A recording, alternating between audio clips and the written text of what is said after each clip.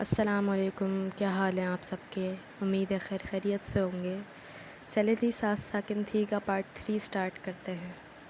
فوراً سے پیشتر اپنا سامان سمیٹو، اور وہ کہہ رہے ہی تھے کہ ہمیشہ کی طرح ریان نے ان کی بات کاٹ دی اور پاکستان آ جاؤ۔ یہی کہنا چاہتے ہیں نا آپ؟ نو ڈیڈ، سوری، میں بہت بزی ہوں، مجھے پتہ ہے کہ آپ اصرار کریں گے، بھئی میں ہوں جو خاص چیز، مگر میں نہیں آ سکتا، مجھے آپ کی فیلنگز کا احساس ہے، مگر ڈیڈ میں واقعی بہت بزی ہوں، چھٹیوں کے بعد آنے کی کوشش کروں گا۔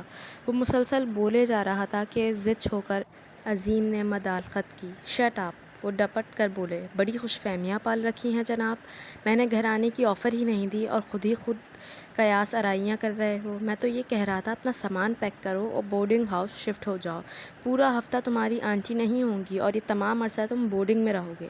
ڈیڈ! وہ کچھ لاڈ سے بولا، میں اکیلا رہ لوں گا، آپ خود سوچیں، بندہ اکیلا رہے تو اس میں کانفیڈنس پیدا ہوتا ہے اور آزادی بھی ہوتی ہے۔ آخری فرقہ اس نے دانستہ طور پر آہستہ سے کہا، آزادی کے کچھ لگتے تم آج ہی بورڈنگ ہاؤس شفٹ ہو جاؤ، قسم سے بڑا کانفیڈنس پیدا ہو گیا میرے بیٹے میں۔ وہ ہنستے ہوئے کہہ رہے تھے، آپ کو اپنے بیٹے پر ذرا بھی اعتماد نہیں جو اکیلا نہیں رہنے دیتے۔ اس نے اپنی آواز میں دنیا جہاں کا دکھ سموتے ہوئے جذباتی بلیک میلنگ کی کوشش کی۔ میرے لیے ایک اسپوائلڈ چائلڈ بہت ہے، دوسرا نہیں چاہیے۔ دوسری طرف سے کہا گیا تھا۔ اس نے ریسیور کو تندی سے گھورا، یہ علی کا ہر نزلہ مجھ پر کیوں گرتا ہے؟ میں رہ لوں گا اکیلا، وہ باضد تھا۔ ریان، میں نے کہا ہے نا نہیں، اب وہ سخت لہجے میں بولے۔ اچھا، وہ زور سے بولا اور ریسیور کھٹ کر کے کریڈل میں پٹکا۔ ذرا اور زور سے مارو، ایسے نہیں ٹوٹے گا۔ ہاتھ میں پکڑے کاغذ پر رنگ بھرتی میرین نے طنزیہ کہا تو اس نے گھور کر اسے دیکھا۔ میری خوشی کسی سے برداشت نہیں ہوتی۔ اس نے زور سے صوفے پر مکہ مارا اور پھر ہلکی سی آہ کے ساتھ ہاتھ ملنے لگا۔ وہ عادتاً اپنا تکیہ کلام بڑبڑایا، وجہ بتاؤ پہلے، پھر بے شک ناراض ہو جانا۔ یہ میرین کا اسٹائل تھا، وہ ریان کو باتوں میں الجھا کر ہمیشہ اس کا غصہ ٹھنڈا کرتی تھی۔ علی کو ہر آزادی ہے، اسے کچھ نہیں کہتے ڈیڈ، مجھے تو ہفتہ بھی گھر میں اکیلے نہیں رہنے دے رہے۔ سیدھی سی بات ہے، وہ نہیں چاہتے کہ ان کے گھر میں ایک اور خراب اور کرپٹ بیٹا ہو۔ میرین نے بے نیازی سے مسلسل ہاتھ چلاتے ہوئے کہا، جو بھی ہے۔ اس نے شانے اچکا دیے، دل کی بھڑاس نکال لیتا تھا تو پھر اسی طرح ٹھنڈا پڑ جاتا تھا۔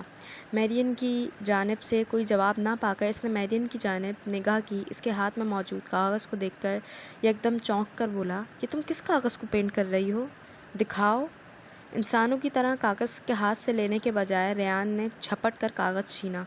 یہ کیا کر دیا؟ تقریباً 2 گھنٹے کی لگاتار محنت کے بعد بننے والی میرین کے چھوٹے بھائی کے اسکیچ کو ڈراکولا بنا دیکھ کر وہ صدمے سے بولا، ستیہ ناس ہو میرین تمہارے فیشنز کا، تم نے کیا کر دیا میری تصویر کے ساتھ؟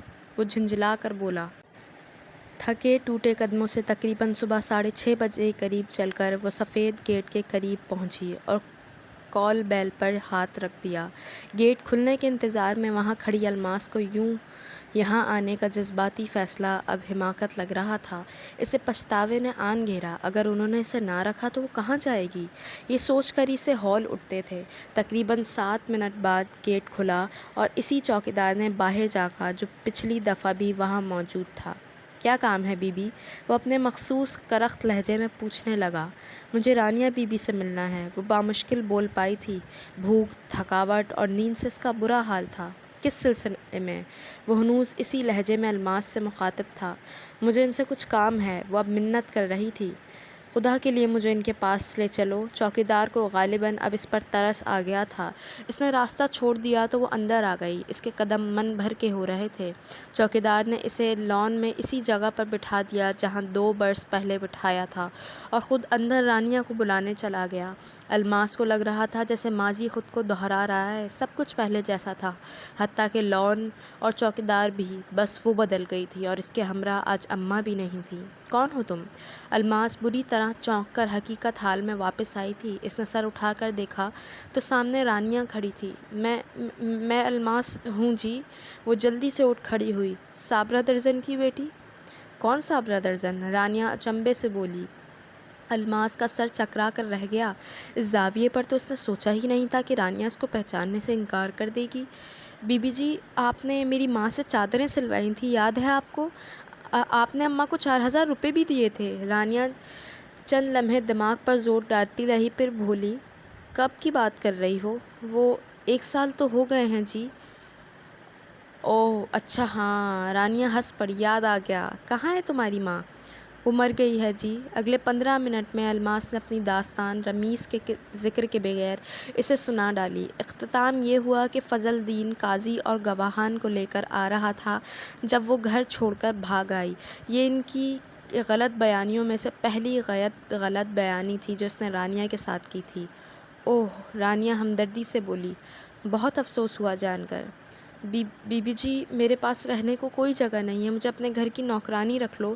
میں کوئی تنخواہ نہیں لوں گی، بس مجھے رہنے کو جگہ دے دو، میں سارا کام کر لوں گی، میں جھاڑو مار سکتی ہوں، کپڑے سی سکتی ہوں، کھانا پکا سکتی ہوں۔ ارے ایک منٹ بیٹا، آرام سے۔ رانیہ نے اسے چپ کرایا۔ کوئی بات نہیں، تم کوئی کام نہ بھی کرو تب بھی بہت آرام سے رہ سکتی ہو، مجھے کوئی اعتراض نہیں۔ مشکل وقت کسی پر بھی آ سکتا ہے، کچھ لوگ بولتے ہیں تو مخاطب کو لگتا ہے پھول جھڑتے ہیں۔ رانیہ کا انداز بھی ایسا ہی تھا۔ الماس کا وجود اس وقت ہواؤں میں اڑ رہا تھا، بے انتہا خوش تھی۔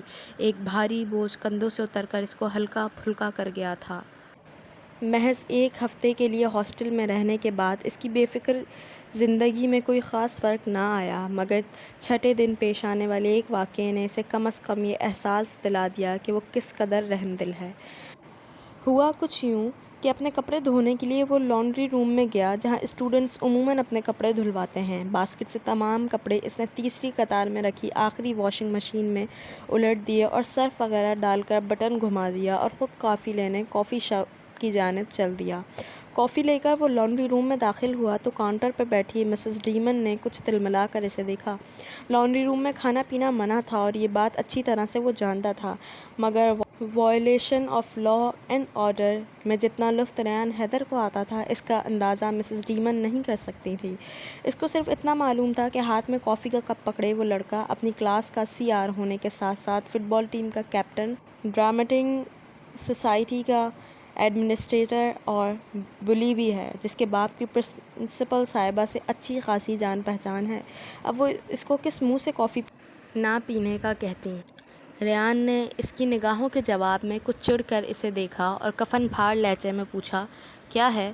مسز ڈیمن بنا کچھ بولے جھک کر اپنا کام کرنے لگیں۔ وہ لاپرواہی سے آگے بڑھا اور تیسری قطار میں رکھی آخری واشنگ مشین کے پاس آ گیا، مگر یہ دیکھ کر اسے جھٹکا لگا کہ اس کے گیلے کپڑے کسی نے مشین سے نکال کر بے دردی سے نیچے پھینکے ہوئے تھے۔ وہ ایک چھوٹے قد کا دبلا پتلا بلونڈ لڑکا تھا اور غالباً 2-3 سال جونیئر بھی تھا، جس نے تمام واشنگ مشین مصروف دیکھ کر آخری والی میں سے کپڑے نکال کر باہر پٹیخ دیے تھے اور اپنے کپڑے دھلنے کے لیے مشین میں ڈال دیے تھے۔ ریان کا پارا چڑھنے کو یہی کافی تھا۔ میرے کپڑے باہر کس نے پھینکے؟ وہ گررایا۔ اپنے سامنے ایک لمبے چوڑے سینئر کو سیخپا دیکھ کر اس کی تو گیگی بن گئی۔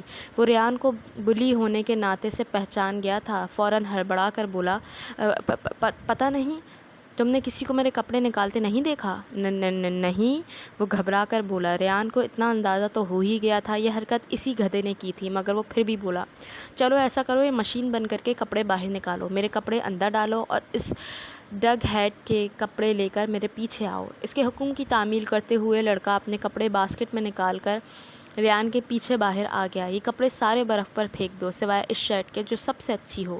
اس نے ویسا ہی کیا اور ایک سفید رنگ کا پل اوور نکال کر ریان کو تھما دیا۔ ریان نے کپ میں بچی کافی اس پر انڈیلی اور اسے برف پر پھینک دیا۔ تم اچھے لڑکے ہو، بات مانتے ہو۔ نیکسٹ فرائیڈے آڈیٹوریم میں مجھ سے ملنا، میں تمہیں اپنے نئے پلے دی ساؤنڈ آف میوزک میں کاسٹ کر لوں گا۔ تمہیں بس اتنا کرنا ہوگا کہ 2-3 گھنٹے تک یہاں پر پہرا دو۔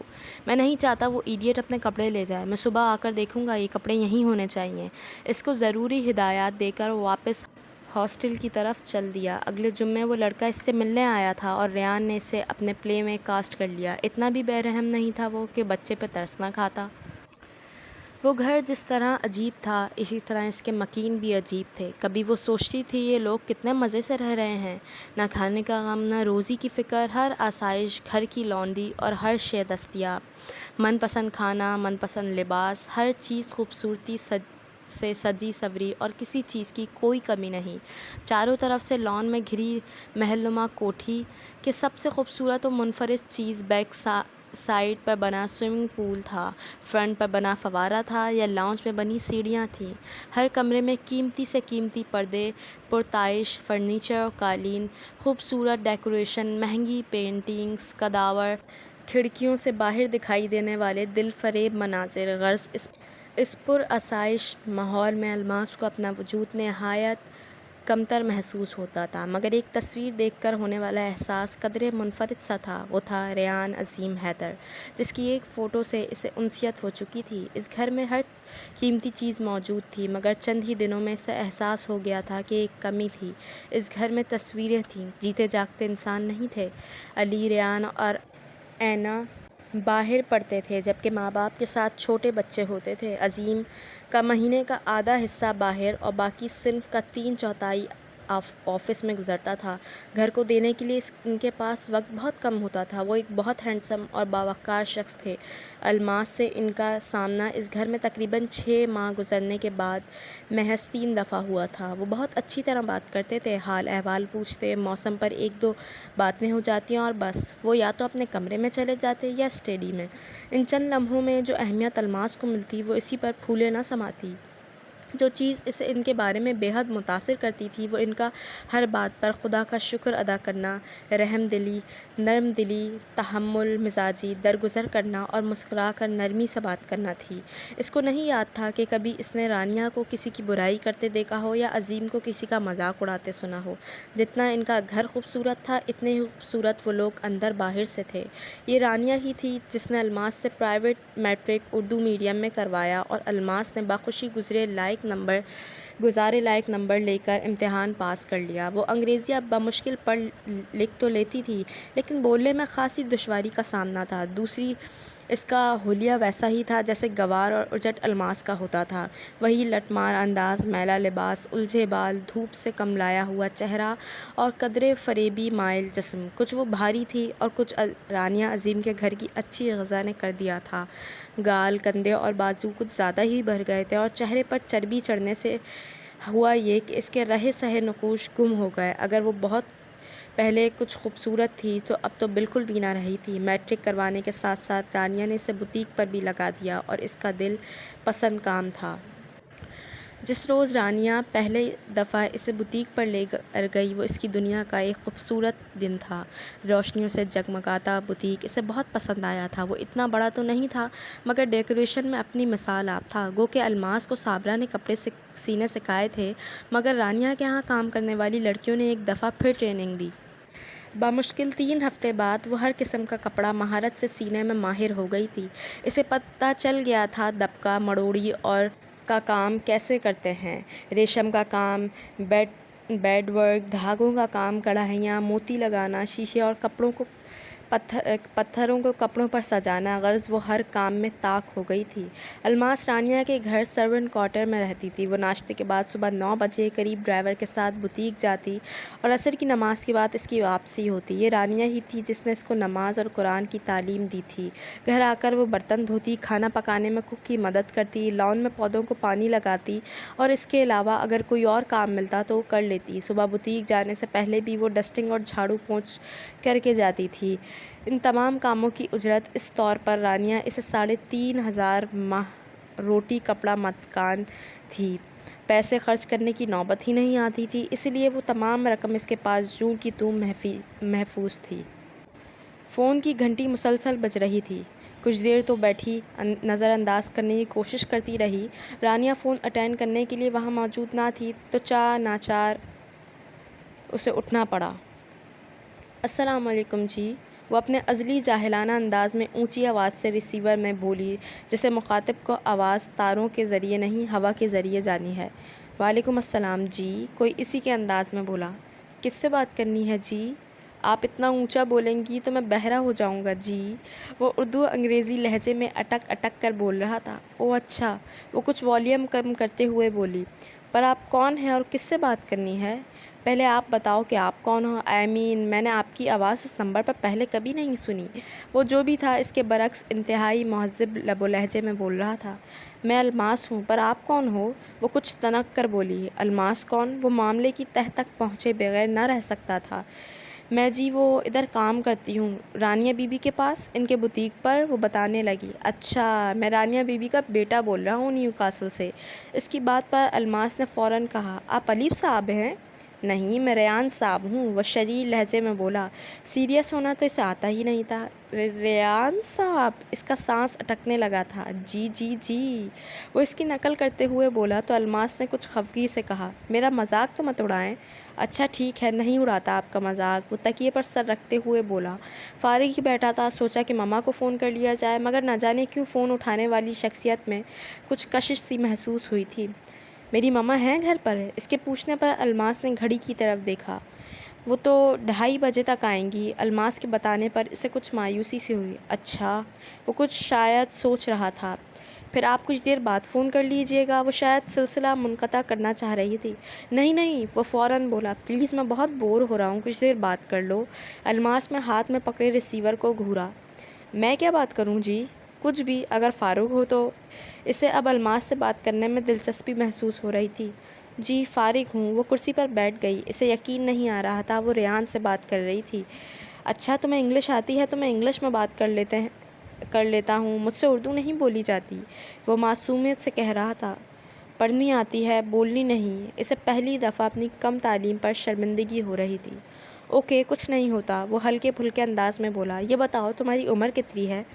15.5 سال۔ اچھا، اسے کچھ گوار حیرت ہوئی۔ میں تم سے بڑا ہوں، اس کا مطلب ہے ویسے میں 18 کا ہونے والا ہوں۔ کیا ڈیٹ آف برتھ ہے آپ کی؟ اب اتنی انگریزی تو اسے آتی ہی تھی۔ 9 ستمبر، وہ بتانے لگا۔ اور تمہاری؟ 1 اپریل۔ اسے اماں نے بتایا تھا کہ اس کی تاریخ پیدائش یہ تھی۔ واٹ؟ وہ چھل پڑا۔ تم آل فولس ڈے کو پیدا ہوئی تھی؟ جی؟ وہ مطلب سمجھ نہیں پائی۔ کچھ نہیں، وہ بستور ہنستا رہا۔ آپ کو ہنسنا ہے تو میں فون رکھتی ہوں، وہ خفگی سے بولی۔ اوہ نو پلیز، نہیں، میں صرف مذاق کر رہا تھا۔ اچھا بتاؤ کہ پڑھتی ہو؟ میں میٹرک پاس ہوں، اس کے لہجے میں فخر تھا۔ اور آپ؟ میں GSE کر رہا ہوں، وہ کچھ سوچتے ہوئے بولا۔ کیا؟ میں 12ویں کلاس میں ہوں۔ میں نے میرا مطلب ہے آپ لوگوں کی تصویریں دیکھی ہیں۔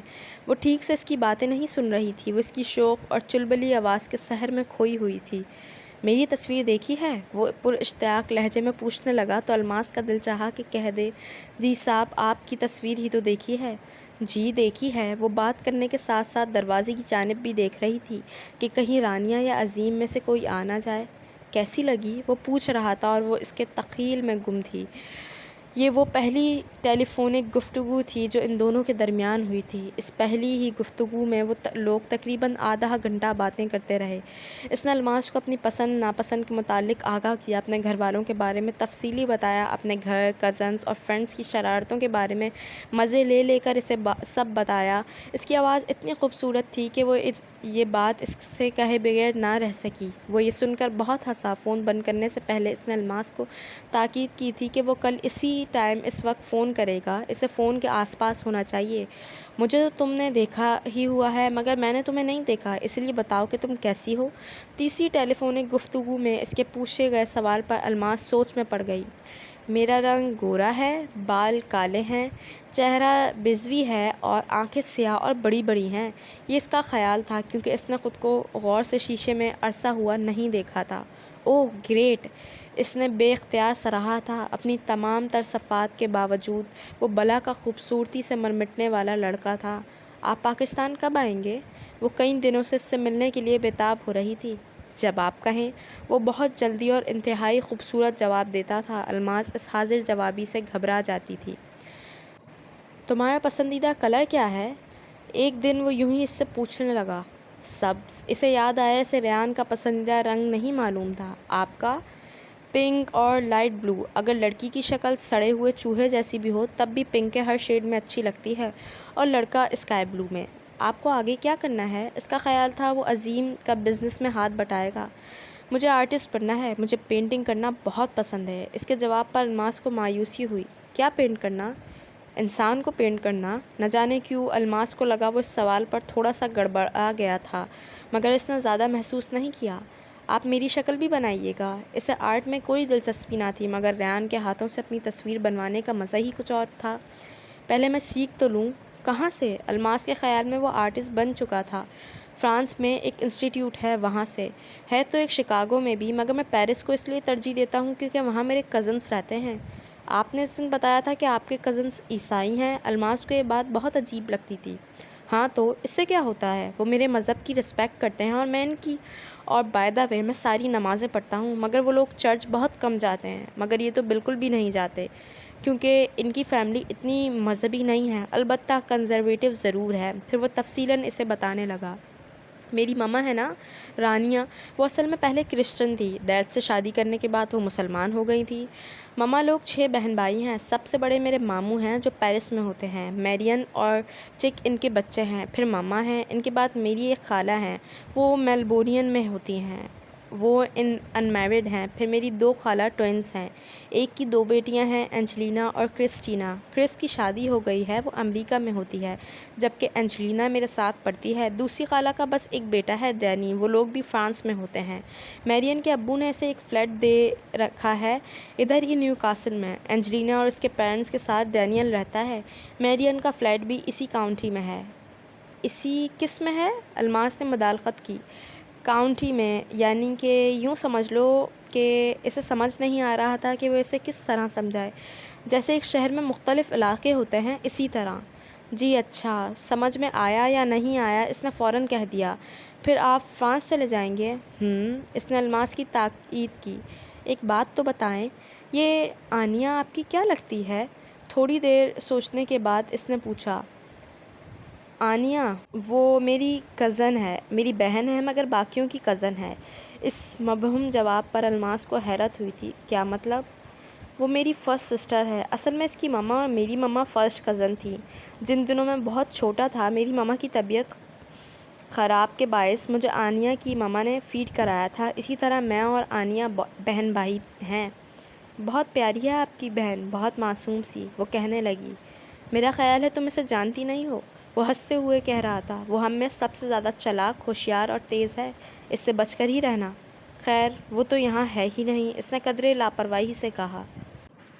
ان دنوں اگر اسے کسی چیز کا شوق ہوا تھا تو وہ ریان اور بس ریان تھا۔ پہلی ہی گفتگو میں اس نے الماس کو بتا دیا تھا کہ وہ اسے دوست بنانے کا خواہش مند ہے، مگر الماس شاید اس کا مطلب نہیں سمجھی تھی۔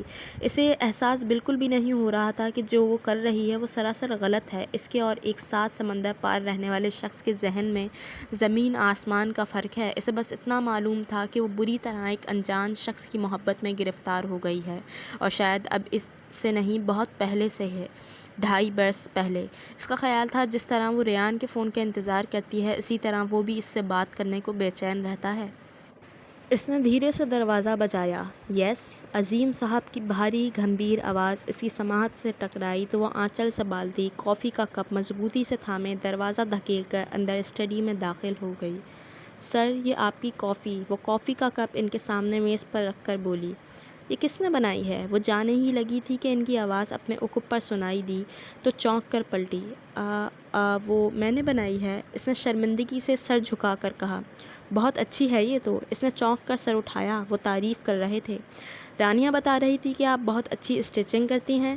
وہ فائل پر سے سر اٹھا کر شفیق انداز میں کہنے لگے تو اس کے پورے وجود میں خوشی کی ایک لہر دوڑ گئی۔ وہ سر بس کر لیتی ہوں، وہ اسی عاجزی سے بولی جو ہر بندہ تعریف سننے پر کہتا ہے، چاہے اندر سے دل بلیوں طرح اچھل رہا ہو۔ کوئی پرابلم تو نہیں ہے یہاں؟ یہ سوال رانیہ بھی کئی دفعہ کرتی تھی اور وہ ہمیشہ ایک ہی جواب دیتی جو حقیقت پر مبنی ہوتا تھا۔ نہیں سر، میں تو یہاں بہت خوش ہوں۔ میں نوٹ کر رہا ہوں تھوڑی تھوڑی موٹی ہوتی جا رہی ہو۔ وہ بے اختیار ہنس دی۔ اس کا خیال تھا وہ مذاق کر رہے ہیں۔ ویسے سر، آپ سے ایک بات پوچھوں؟ یہ پہلی دفعہ تھا کہ وہ ان سے یوں براہ راست اتنی زیادہ باتیں کر رہی تھی۔ ہاں شیور، پوچھو۔ سر، آپ اپنے بچوں کو مس نہیں کرتے؟ یہ نیا لفظ تھا جو اس نے 2 روز پہلے سیکھا تھا۔ ہاں کرتا تو ہوں، لیکن ان کے اچھے مستقبل کے لیے قربانی دینا پڑتی ہے۔ سب سے زیادہ کس کو مس کرتے ہیں؟ وہ لہجے میں اشتیاق بھرے پوچھنے لگی۔ سب سے زیادہ؟ وہ سوچ میں پڑ گئے۔ آنیہ کو۔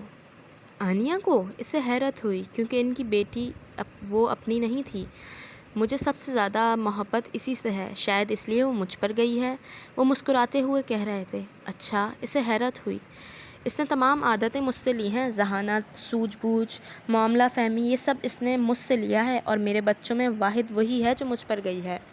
اور باقی بچے؟ یوں ہی پوچھتے ہوئے اس کے دل میں ایک احساس ندامت جاگا تھا کہ وہ ان کے اعتماد کو دھوکہ دیتے ہوئے فون پر ان کے بیٹے سے باتیں کرتی رہی ہے۔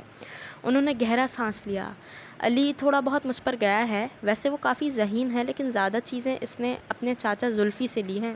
شکل تو بالکل ہی زلفی والی ہے اور عقل بھی۔ ویسے میرا سب سے زیادہ سمجھدار بیٹا علی ہے۔ اور ریان؟ اس کے لبوں سے بے اختیار ہی پھسل پڑا۔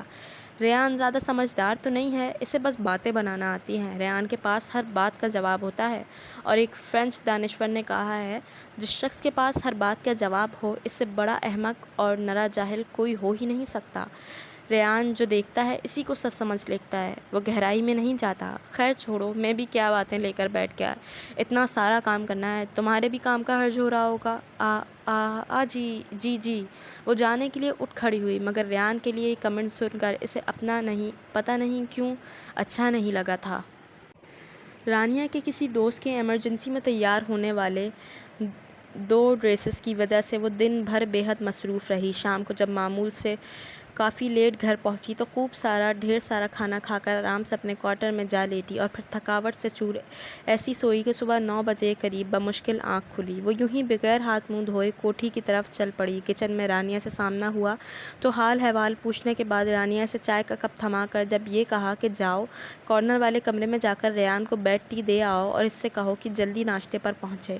الماس نہ جانے کتنی ہی دیر ہکا بکا رانیہ کا چہرہ دیکھتی رہی، پھر اپنے دل کی بے قابو ہوتی دھڑکنوں پر قابو پاتے ہوئے چائے لے کر اس کے کمرے کی جانب بڑھ گئی۔ ایک دفعہ ہلکے اور دوسری دفعہ قدرے زور سے بجایا تو اندر سے اس کی خمار آلود آواز سنائی دی، میں سو رہا ہوں، اس لیے مجھے اٹھانے کی غلطی مت کرو۔ اس کے لبوں پر ایک مسکان بکھر گئی۔ وہ دھیرے سے دروازہ کھول کر اندر داخل ہوئی اور چائے کا کپ اس کی بیڈ سائڈ ٹیبل پر رکھ دیا۔ چائے سر؟ وہ عظیم کو سر کہتی تھی، اسی مناسبت سے اس کو بھی سر ہی کہا۔ میں سو رہا ہوں، کمبل کے اندر سے آواز آئی۔ اس کا ایک بازو باہر تھا اور براؤنش بلیک بال تھوڑے بہت نظر آ رہے تھے۔ وہ غالباً اوندھے منہ سویا پڑا تھا۔ میڈم کہہ رہی ہیں جلدی سے ناشتے پر آ جائیں۔ ریان نے ایک جھٹکے سے کمبل اتارا اور سیدھا ہو کر اس کی طرف نیند سے بھری آنکھوں سے دیکھا۔ کیا ہے؟ آپ کو میڈم ناشتے پر بلا رہی ہیں، اس نے اپنی بات دہرائی۔ کون سی میڈم؟ اچھا مما کو کہو آ رہا ہوں۔ اس کی بات سن کر وہ پلٹ کر جانے ہی لگی۔ ریان نے پکارا، ایکسکیوز می مس۔ وہ مڑی۔ جی؟ آپ کی تعریف؟ وہ آنکھوں کی پتلیاں سکوڑے اسے دیکھ رہا تھا۔ جی میں الماس ہوں۔ اس کے یوں دیکھنے پر وہ کچھ گھبرا سی گئی۔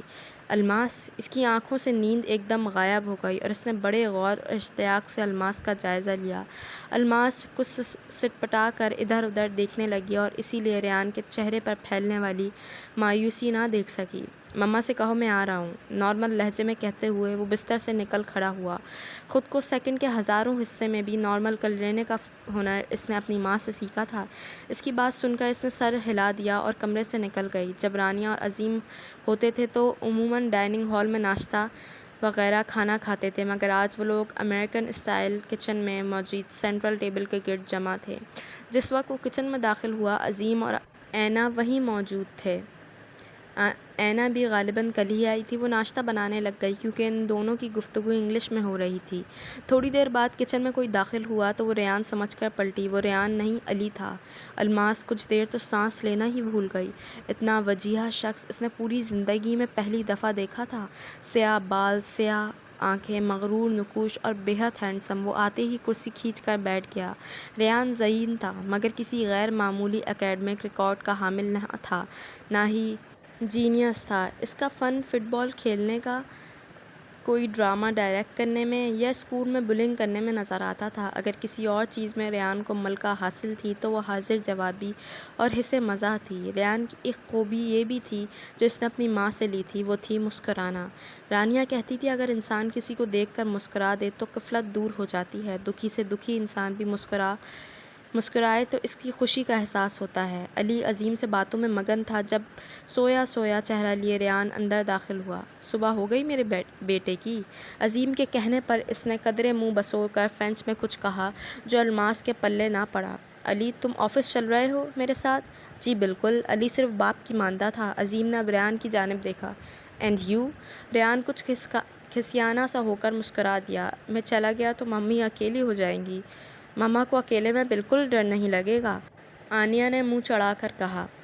ریان کو جھیپ کر فرفر انگریزی میں بقول الماس کے گھٹ پٹ کرنے لگا اور وہ کچھ ایک لفظ بھی سمجھنے کی ناکام کوشش کرتی رہی۔ کچھ دیر تو علی مٹھیاں بھیچے برداشت کرتا رہا، پھر ناگواری سے بولا، چپ کرو۔ وائے؟ ریان حیرت سے پوچھنے لگا، مجھے تمہاری انگلش نہیں سننا؟ تمہیں کیوں میرے ایکسنٹ سے چڑ ہو رہی ہے؟ یہ کوئی ایکسنٹ ہے؟ پاگل ہے پورا برٹن۔ یہ تھنک اور تھینک یو والی زبان میرے کانوں میں تیر کی طرح چبھتی ہے۔ علی ریان کے تھنک اور تھینک یو بولنے کے انداز کی نقل اتارتے ہوئے بولا۔ ڈیڈ! ریان نے احتجاج چن عظیم کی طرف دیکھا۔ علی! عظیم نے اسے ٹوکا۔ الماس یہ برتن دھو دو۔ رانیہ نے چند ڈشز اٹھا کر اس کے آگے سنک میں رکھ دیے اور خود خاموشی سے ناشتہ لگانے لگیں۔ الماس کو اس لمحے اپنی حیثیت کا اندازہ ہوا تھا۔ وہ ایک نوکرانی تھی اور شاید یوں ہی ساری زندگی لوگوں کے برتن دھوتی رہے گی۔ البتہ شام کو جب ریان نے اسے کچھ دیا تو وہ حیران رہ گئی۔ بہت عام سے انداز میں ریان نے اسے بتایا تھا کہ وہ یہ اس کے لیے لایا تھا۔ وہ ایک سادہ سی سلور انگوٹھی تھی، اس کے اوپر کسی اور زبان میں لکھا تھا ٹیمو۔ الماس نے پڑھا، یہ اسپینش ہے۔ وہ بتانے لگا، مجھے اس کا مطلب نہیں پتا، حالانکہ وہ جانتا تھا یہ میں تمہارے لیے لایا ہوں۔ اس کی سمجھ میں نہیں آیا وہ کیسے اس کا شکریہ ادا کرے۔ یہ سچ تھا کہ اسے الماس کو دیکھ کر مایوسی ہوئی تھی۔ یہ وہ لڑکی نہیں تھی جس کا اس نے تصور کیا تھا فون پر باتیں کرتے ہوئے۔ اس کے ذہن میں ویسی ہی لڑکی تھی جسے الماس نے خود کو بتایا تھا۔ اس نے الماس کو بہت غور سے دیکھا تھا۔ کہاں تھی وہ بڑی بڑی کالی آنکھیں، کہاں تھا وہ گورا رنگ، وہ سیاہ بال؟ کچھ بھی تو نہ تھا اس میں۔ اس کا چہرہ بزوی تھا مگر کافی بھرا ہوا، رنگت بھی کوئی اتنی خاص نہ تھی، بال تیل سے چپڑے ہوئے اور کوئی اتنے خوبصورت بھی نہ تھے۔ فر بھی مائل بلکہ اچھی خاصی موٹی تھی، اوپر سے اس کا حلیہ انتہائی مزاحیہ خیز تھا۔ سفید چادر سے خود کو لپٹا ہوا، گندے میلے کپڑے، بغیر دھلا چہرہ، اس لڑکی میں کچھ بھی خاص نہ تھا۔ اس نے ذہن میں ان لڑکیوں کا تصور کیا جو اس کے ہمراہ پڑھتی تھیں، یا پھر اس کی کزنز۔ میرین کتنی اچھی تھی، صاف ستھری خوبصورت سی لڑکی۔ کرسٹینا بھی بہت پیاری اور مہذب تھی۔ اس لڑکی میں ایسا کچھ بھی نہیں تھا جو میں اس کے متعلق سوچوں۔ اگر یہ لڑکی میرے ساتھ سیریس ہو رہی ہے تو بہتر ہے کہ میں اسے دو ٹوک لفظوں میں بتا دوں کہ میں صرف ٹائم پاس کر رہا تھا۔ اس نے جیسے فیصلہ کر لیا۔ وہ کچن میں سبزی کاٹ رہی تھی جب وہ اندر داخل ہوا۔ ریان چند ساعتیں یوں ہی کھڑا رہا، پھر گلاس اٹھا کر پانی بھرا اور بغیر پیاس کے پورا گلاس پی لیا۔ ریان کی سمجھ میں نہیں آ رہا تھا وہ کیسے الماس کو بتائے کہ وہ یہ انگوٹھی اس نے اسے کیوں دی تھی۔ اس انگوٹھی پر کندہ لفظ کا مطلب وہ اچھی طرح جانتا تھا، اور اگر وہ جان گئی تو شاید وہ ریان کو غلط سمجھنے لگے گی۔ وہ کچھ دیر تک اس سبزی کاٹتا دیکھتا رہا۔ وہ اتنی بھی بری نہ تھی، اگر اپنا خیال رکھے تو خاصی اچھی شکل نکل آئے گی، اس نے سوچا۔ وہ جیسا بھی تھا، کسی کا دل توڑنا اس کے لیے مشکل تھا، اس لیے اس نے الماس سے کچھ نہیں کہا۔ اس سے کچھ کہا ہی نہیں گیا۔ کسی نشتر کی طرح فون کی گھنٹی اس کی سماعت سے ٹکرائی۔ اس نے رات کے 2 بجاتی گھڑی کی جانب دیکھتے ہوئے فون ریسیو کیا۔ ہیلو! وہ نیند بھرے لہجے میں بولی۔ میرین! وہ ریان تھا۔ جاگ رہی ہو؟ ریان! وہ حیران ہوئی۔ خیریت ہے؟ تم ٹھیک ہو؟ شاید نہیں، وہ عجیب لہجے میں کہہ رہا تھا۔ میرین اٹھ کر بیٹھ گئی۔ وہ یکدم پریشان سی ہو گئی تھی۔ رونی! کیا ہوا؟ مجھے تمہاری مدد چاہیے، وہ تھکاوٹ سے چھوٹ لہجے میں کہہ رہا تھا۔ کیسی مدد؟ وہ بستر سے نکل آئی اور پاؤں میں سلیپرز ڈال لیے تھے۔ تم مجھ سے مل سکتی ہو ابھی اور اسی وقت؟ ریان کی بات پر میرین کو جھٹکا لگا تھا۔ ریان! وہ کچھ کہنے لگی، پھر ارادہ بدل لیا۔ اچھا، آتی ہوں۔ 15 منٹ بعد وہ ریان کے گھر پر تھی۔ کیا ہوا ہے؟ مجھے تو تم نے ڈرا ہی دیا تھا، یہاں آتے ہوئے جان سولی پر اٹکی ہوئی تھی۔ میری خیریت تو ہے؟ وہ سانسیں درست کرتے ہوئے کہنے لگی۔ ہاں ہاں ٹھیک ہوں میں۔ ایک دفعہ پھر جگمگاتی اسٹریٹ لائٹس کو دیکھنے لگا۔ کوئی پرابلم ہے تو بتاؤ۔ وہ عادتاً پاس ہی پڑی میز پر بیٹھ گئی، قریب ہی ریان کا موبائل دھرا تھا۔ میرین، ایک بات پوچھنا ہے۔ وہ کچھ ہچکچا رہا تھا۔ پوچھو۔ ایک لڑکی ہے۔ اس نے اتنا کہہ کر کچھ خفت امیز نظروں سے میرین کی نظریں چہرے کو جانچا۔ یہ لڑکی فون پر بات کرتی ہے کسی سے؟ وہ ایک دفعہ پھر خاموش ہو گیا۔ اچھا پھر؟ میرین کو یوں لگا جیسے وہ خود ہے، مگر اس نے یہ بات ظاہر نہ ہونے دی۔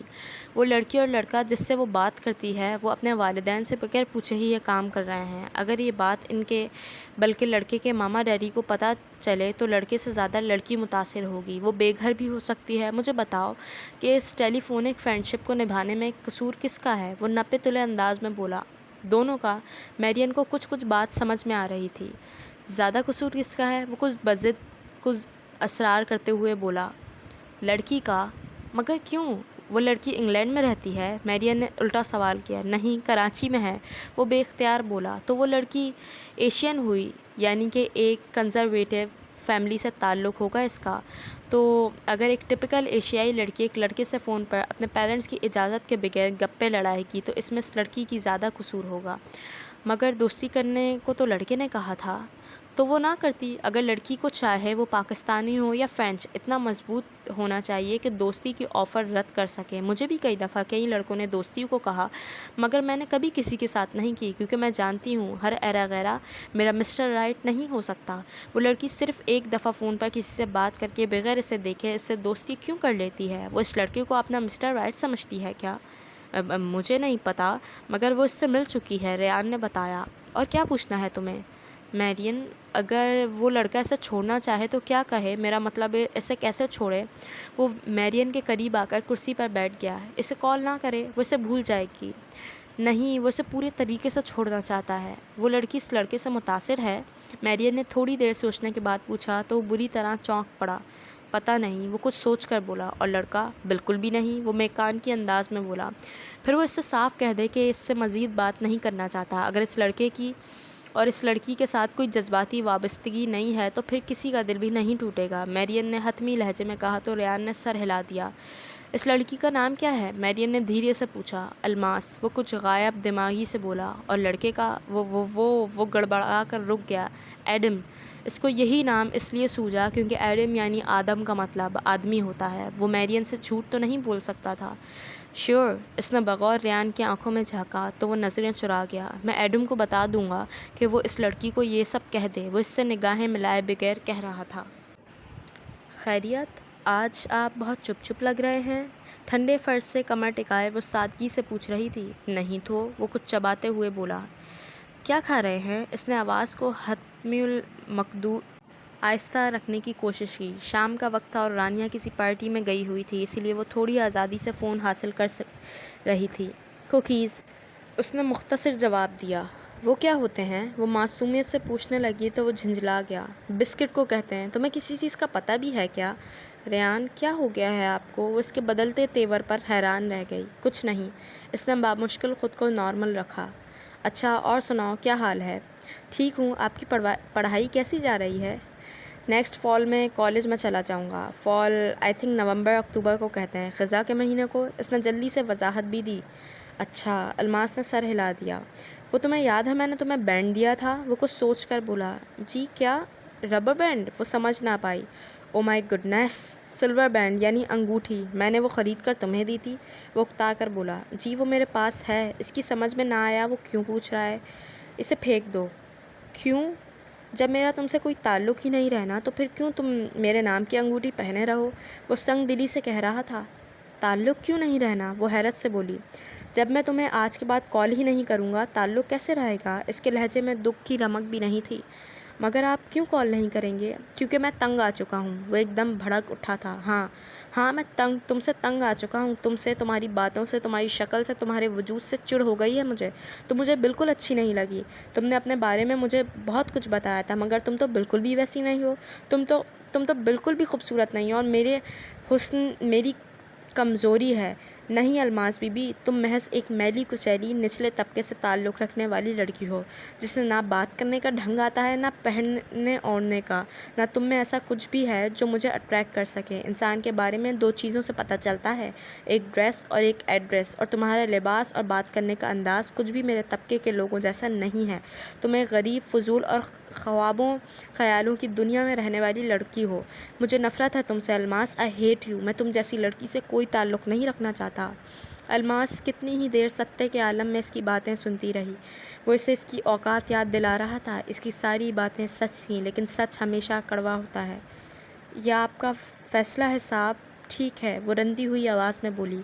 میں پستی میں ہوں، آپ بلندی پر، مگر خدا نے بلندی والوں کو پستی والوں کا ہاتھ تھام لینے کو کہا ہے، ان کو ذلیل کرنے کا نہیں۔ میں جاہل ہوں، ٹھیک ہے، مگر آپ کو شاید یہ نہیں یاد کہ کراچی کا خدا اور انگلینڈ کا خدا ایک ہی ہے اور ہم دونوں کو اسی نے بنایا ہے۔ یہ کہہ کر اس نے کھٹ سے ریسیور کریڈل پر رکھ دیا اور اٹھ کھڑی ہوئی۔ اپنے کوارٹر میں جا کر وہ اپنے کمرے میں بند ہو گئی۔ اسے پہلے اس حقیقت پر یقین کرنا تھا کہ ریان نے اس سے سب کہا ہے۔ وہ آنکھیں موندے ستون سے ٹیک لگائے اس وقت الماس نامی بے وقوف لڑکی کے متعلق ہی سوچ رہا تھا جب اینجلینا نے اس کا شانہ ہلایا۔ ریان اٹھو، بیل ہو گئی ہے، بائیولوجی کی کلاس میں نہیں چلنا۔ اس نے دھیرے سے آنکھیں کھول دیں اور خالی خالی نظروں میں سے اسے دیکھنے لگا۔ میں نہیں آ رہا۔ وہ اس کی خاموشی سے کچھ سوچنا چاہتا تھا، اس لیے کلاس اٹینڈ کرنا اس کے لیے بس میں نہ تھا۔ ریان نے اپنا بیگ اٹھایا اور کامن روم کی طرف جانے کے لیے کوریڈور کی جانب بڑھا جہاں لڑکوں کا گروپ کھڑا تھا۔ اسے آتا دیکھ کر اینڈریو نے ہاتھ کے اشارے سے کچھ کہتے ہوئے آرگس کو خاموش کرا دیا اور آنکھوں میں کسی شرارت کی چمک لیے ریان کو متوجہ کیا۔ ہائے ہیدر، ایک تازہ خبر، میں نے کے پی کا کیچ سلی پوائنٹ پکڑا۔ وہ رکا اور قدرے تعجب سے بولا، کیا تم جانتے ہو سلی پوائنٹ کیا ہے؟ ریان نے ایک گہری نگاہ اس پر ڈالی اور اپنی طرف سے سلی پوائنٹ کا مطلب اخذ کرتے ہوئے بولا، وہ جگہ جہاں بے وقوف اکٹھے ہوتے ہیں۔ انہوں نے بے اختیار قہقہ لگایا۔ ریان سرخ پڑتے چہرے کے ساتھ فوراً وہاں سے نکل آیا۔ اس کا خون کھول رہا تھا۔ دل ہی دل میں اینڈریو کو فرینچ، انگلش اور اردو میں گالیاں دیتے وہ کامن روم میں پہنچا۔ اس وقت وہ کامن روم میں کاؤچ پر نیم دراز تھا جب میرین اندر داخل ہوئی تھی۔ اس کو دیکھتے ہی وہ جلدی سے اٹھ کھڑا ہوا۔ میرین، سلی پوائنٹ کیا ہوتا ہے؟ وہ اچنبھے سے پوچھنے لگا۔ سلی پوائنٹ؟ میرین حیرت سے اسے دیکھتے ہوئے دوسرے صوفے پر بیٹھ گئی۔ ہاں، اس نے جھٹ سے ساری بات کہہ ڈالی۔ او گاڈ! میرین نے ماتمی انداز میں سر پر ہاتھ مارا۔ سلی پوائنٹ کرکٹ میں ایک خاص فیلڈنگ پوزیشن کو کہتے ہیں۔ جس وقت اسپنر بالنگ کر رہے ہوتے ہیں تو جو بیٹسمین کے ارد گرد فیلڈرز کیچنگ پوزیشن میں کھڑے ہوتے ہیں ان کو سلی پوائنٹ کہتے ہیں۔ سلی مڈ آف اور سلی مڈ آن وغیرہ کہا جاتا ہے۔ قدرے توقف کے بعد کہنے لگی، اینڈریو کو پتہ تھا کہ تمہیں کرکٹ کے متعلق کچھ نہیں معلوم، اسی لیے اس نے جان بوجھ کر آئی نو۔ ریان نے اس کی بات کاٹ دی۔ یہ کے پی کون ہے؟ اس نے میرین سے استفسار کیا۔ کیون پیٹرسن۔ دراصل کے پی اور اینڈریو ایک ہی کاؤنٹی کے لیے لاسٹ سیمسٹر ہالینڈ میں کھیلتے تھے اور اب تمہیں تو پتہ ہے کہ اینڈریو بینین مینس کی طرف سے کھیلتا ہے۔ سنو، next inter scholars cricket tournament کب ہے؟ وہ پانی کی بوتل منہ سے لگاتے ہوئے پوچھنے لگا۔ ایسٹر سنڈے سے 2 سنڈیز بعد اپریل میں ہی بنے گا۔ میرین نے قدرے چونک کر اسے دیکھا۔ لیکن خیریت، تم کیوں پوچھ رہے ہو؟ تم ایسٹر ہالیڈیز کہاں گزارو گی؟ وہ اس کا سوال یکسر نظر انداز کر گیا۔ ادھر ہی۔ کیا خیال ہے اس دفعہ میلبورن نہ چلیں؟ اس نے دوسرا گھونٹ بھرا۔ مگر کیوں؟ تمہیں اسٹیو یاد ہے، وہ آسٹریلین کرکٹر؟ وہ الٹا اس سے پوچھنے لگا، جس نے تمہیں کرکٹ سکھانے کی آفر کی تھی؟ ہاں، میرا خیال ہے اب میرے پاس ٹائم ہے کہ میں اسٹیو کی آفر قبول کر لوں۔ ریان نے ایک تلخ مسکراہٹ کے ساتھ کہا۔ مطلب؟ میں اسٹیو سے کرکٹ سیکھوں گا، ایچ ایم ایگلز کے لیے کھیلوں گا اور ٹائن سائڈ کپ جیت کر اینڈریو سے اپنی بے عزتی کا بدلہ اتاروں گا، وہ کھولتے ہوئے کہہ رہا تھا۔ چلیں جی، آج کے لیے اتنا ہی۔ باقی کے ناول کے لیے تھوڑا سا انتظار کیجیے گا۔ جب تک کے لیے اپنا بہت خیال رکھیے گا۔ اللہ حافظ۔